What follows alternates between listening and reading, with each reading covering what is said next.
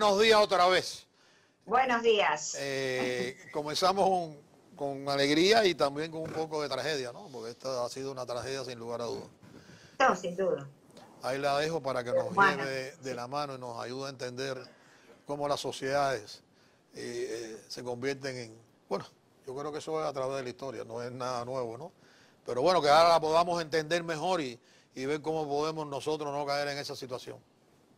Bueno, para hablar de este tema, vamos a la primera gráfica, la sociedad psicopática de nuestro tiempo. Tenemos que entender que ha habido ya precursores, personas que han hablado, que han predicho este tipo de problemas que hoy estamos viendo. En principio, Alvin Toffler, el shock del futuro, ya decía, fíjate, en 1965, que había un creciente sentimiento de ansiedad por el ritmo de vida desconcertante y acelerado que se insinuaba. Inclusive él lo que acuña es un concepto interesante, la sobredosis de información. Qué interesante que ya estaba anticipando todo esto que iba a suceder. Y además nos habla de la ansiedad, que hoy es una de las sentimientos, una de las conductas, uno de los trastornos más importantes. Pérdida de nuestras relaciones humanas nos habla la Sociedad del Espectáculo Guy Debord en 1967, donde nos dice, como habíamos hablado antes, el ser se ha transformado en el tener y el tener en parecer. Vale decir que vamos a una sociedad de exclusivas apariencias, privándonos de esta condición humana de ser espontáneos, uno con el otro. En el otro libro de La condición posmoderna, de François Lyotard, dice la caída de los grandes relatos que han ocurrido, y este libro es de 1979, la caída de los grandes relatos que ocurrieron al terminar la modernidad, que empezó en el siglo XV y terminó en el siglo XIX, donde comienza la posmodernidad. Y él dice que cuáles son esos 4 grandes relatos en los que la gente ya no cree más, pero que en su momento nos dieron una esperanza de igualdad para todos los hombres y de unión y de un mundo sin penurias.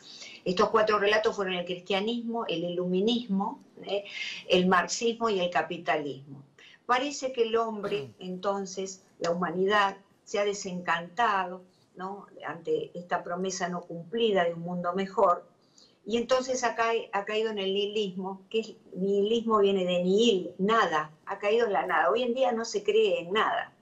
Hay un gran desprecio a nivel de las religiones, a nivel de los valores. Estamos en un mundo de la nada, en donde no hay verdades para seguir, sino que hay verdades individuales. Y luego Zygmunt Bauman, en La modernidad líquida, nos habla, y líquido es una metáfora de la época moderna, en donde todo fluye como el agua, en donde las relaciones se nos escapan como el agua entre los dedos.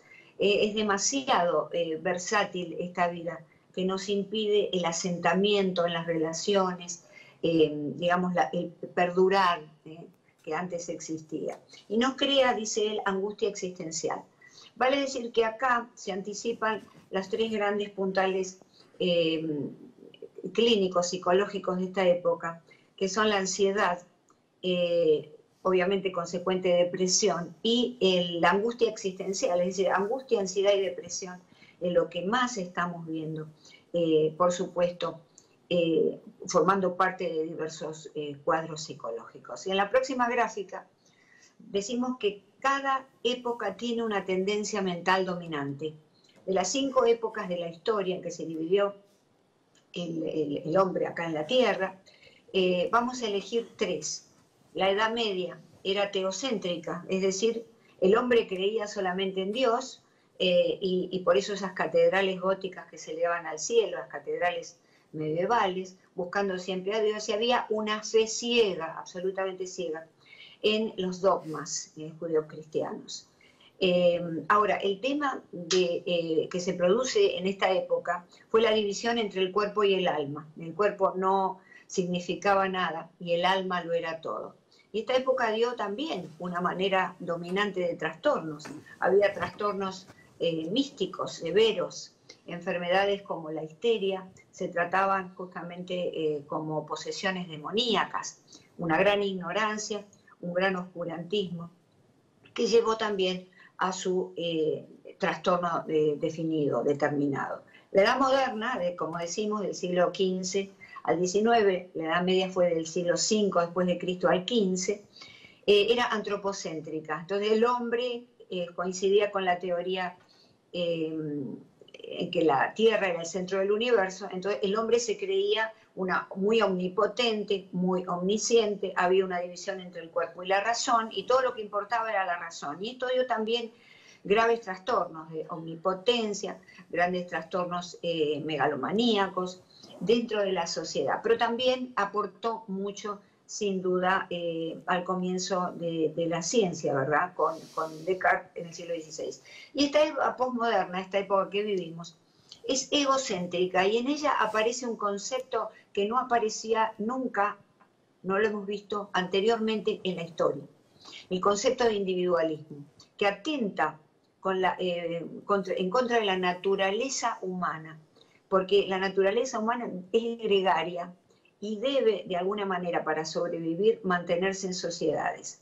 Hoy en día nos estamos disgregando cada vez más por este individualismo que aparece. Entonces hay una división en esta época entre el yo y los otros. Los otros no importan. Entre la razón y las emociones no importan. Sigue siendo la razón, pero ya no una razón cartesiana, sino una razón que me lleva a concluir que lo más importante soy yo mismo y entonces los demás son instrumentos.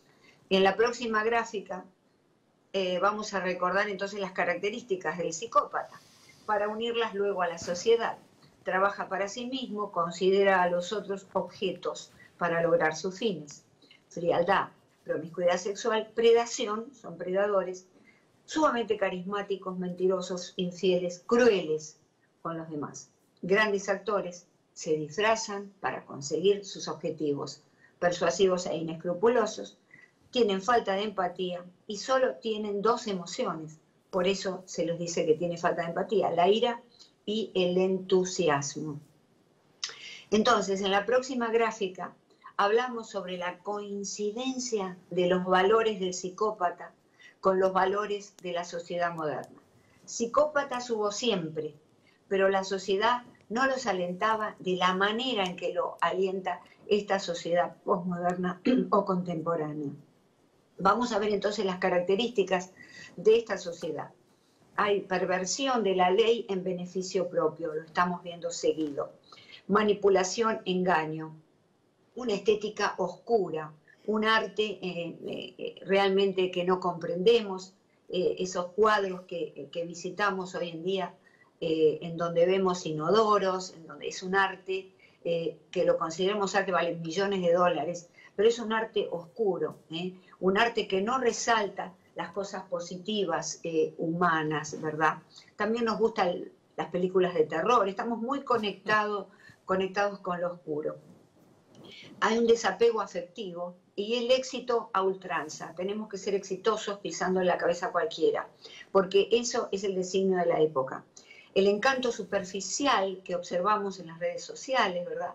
Exaltación de los placeres físicos, todo está sexualizado, lamentablemente también la niñez está sexualizada, todo es disfrutar, todo es el momento de gozar, no hay una visión de futuro. Narcisismo, egoísmo, conducta camaleónica, es decir, nos disfrazamos para conseguir nuestros objetivos, porque el fin justifica los medios en esta época. Ausencia de culpa y remordimiento, y todo es digno de ser predado, nada más que para lograr mi fin.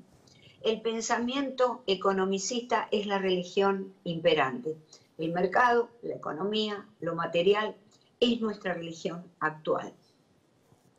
Entonces, en la próxima gráfica y la última gráfica, vemos que Manuel Kant, fíjate que nació en 1724, escribió en un artículo acerca de los comienzos de la historia humana, que el libre albedrío es el universo de la discordia y del mal. ¿Por qué nos dice esto? El libre albedrío, la capacidad de decidir sobre mi propia vida. nos dice en ese artículo que el animal, los animalitos, son fieles a las leyes del instinto.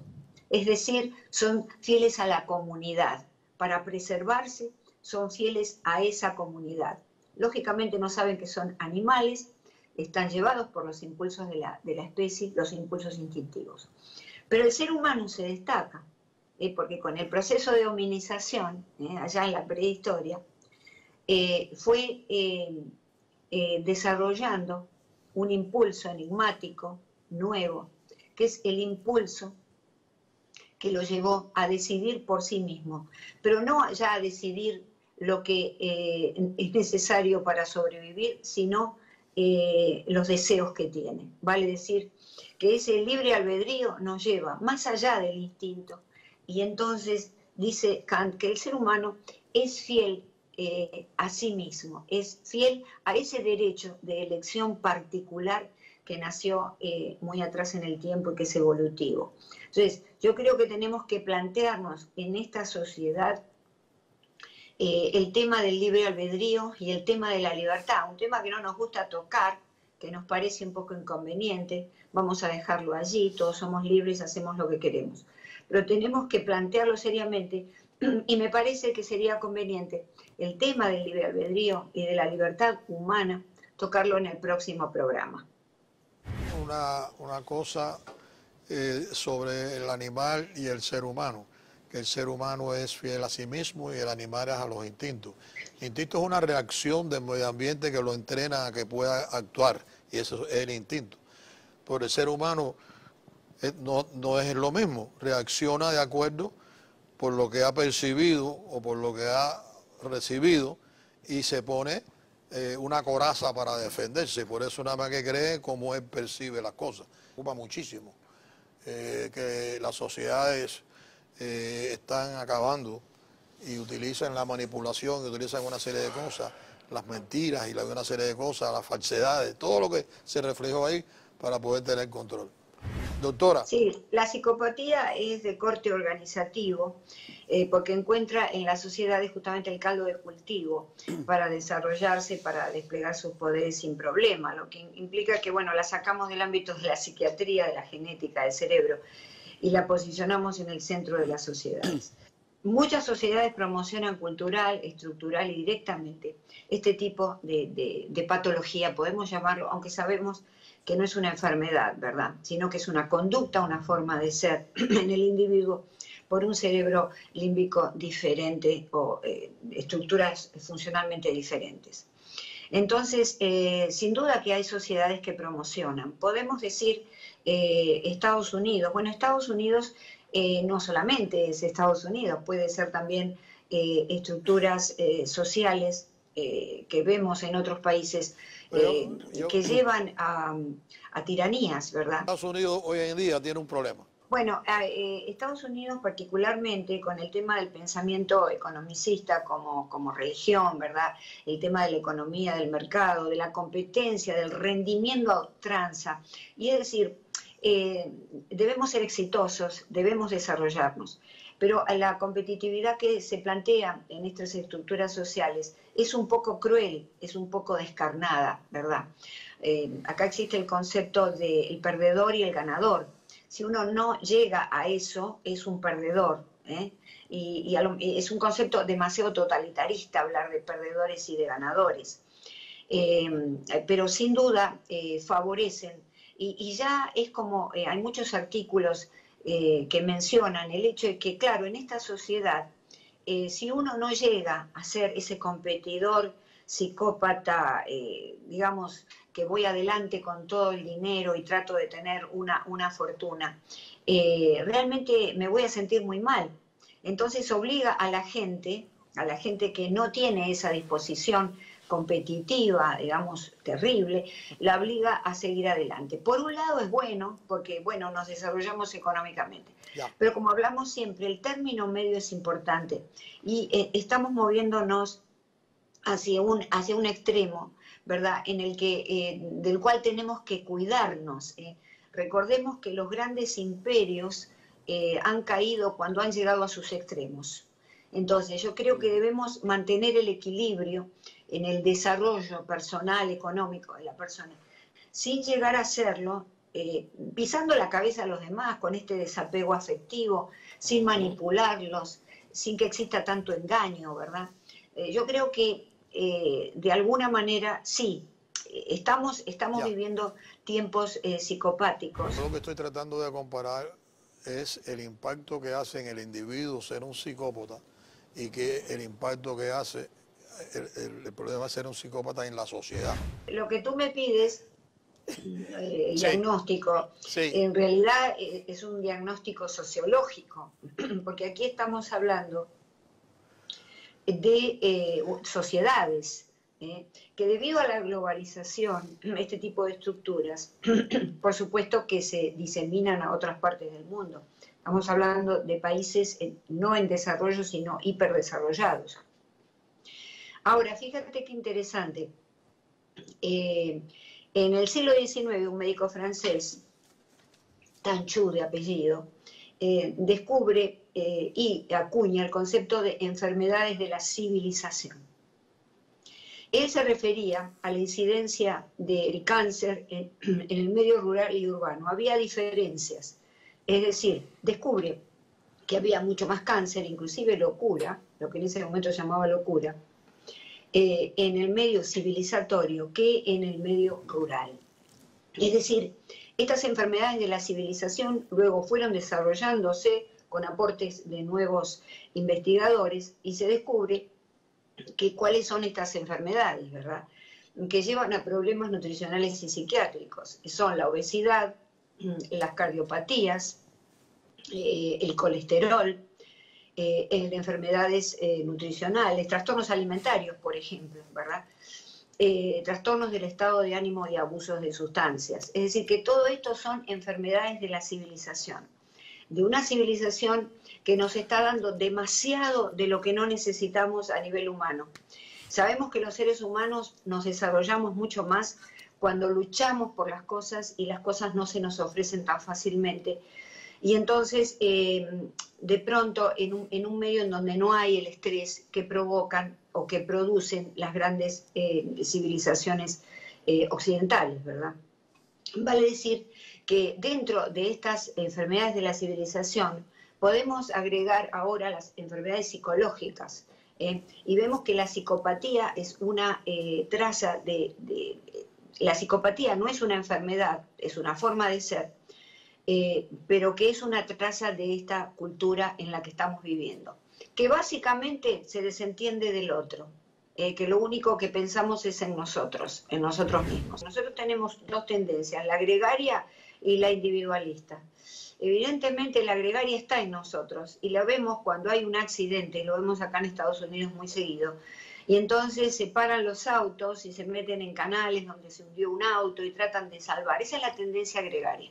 Eso es lo que tenemos que desarrollar más, ponernos empáticos con el otro. Y el individualismo que nos lleva a encerrarnos en nuestra burbujita y buscar solamente el propio beneficio. Necesitamos el equilibrio entre esas dos cosas.